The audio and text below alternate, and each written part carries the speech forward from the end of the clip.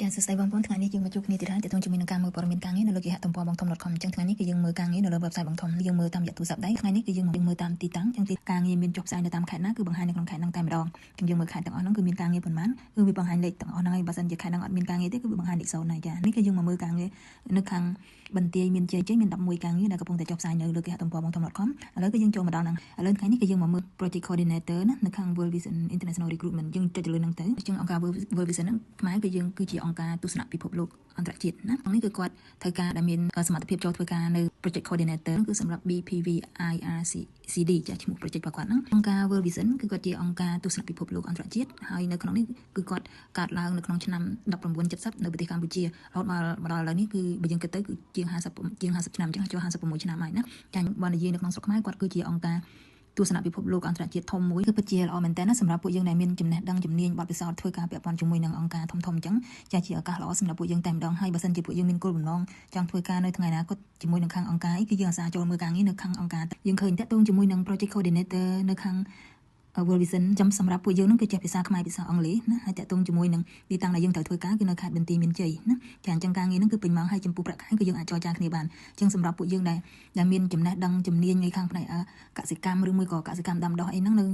អភិវឌ្ឍជនបទអីហ្នឹងគឺត្រូវតែម្ដងណាចាអញ្ចឹងសម្រាប់ការងារគម្រោង coordinator ទៅធ្វើនេះគឺគាត់គម្រោងរបស់គាត់ហ្នឹងគឺឈ្មោះថា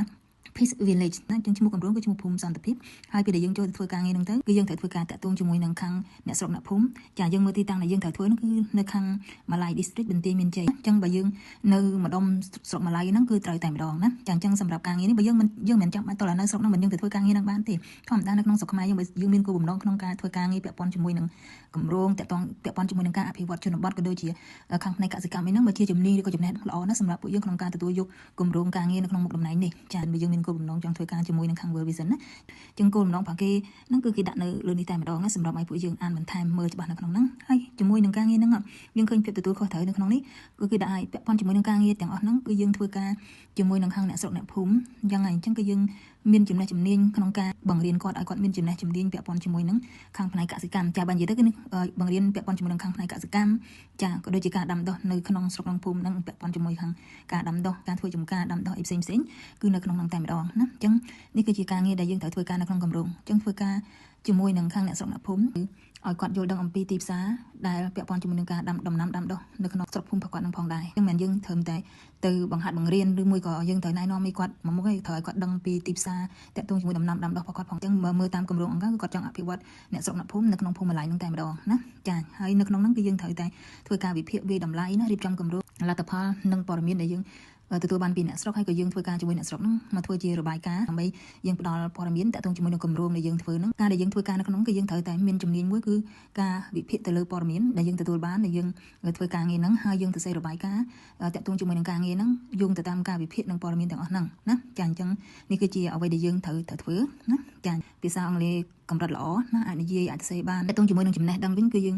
ធំថ្នាក់ចប់បញ្ញាបត្រផ្នែកខាងកសិកម្មឬមួយក៏កសិកម្មដាំដុះសេដ្ឋកិច្ចឬការអភិវឌ្ឍជនបទអីហ្នឹងគឺយើងអាចដាក់បានហើយណាចាហើយយើងមើលតាក់ទងជាមួយនឹ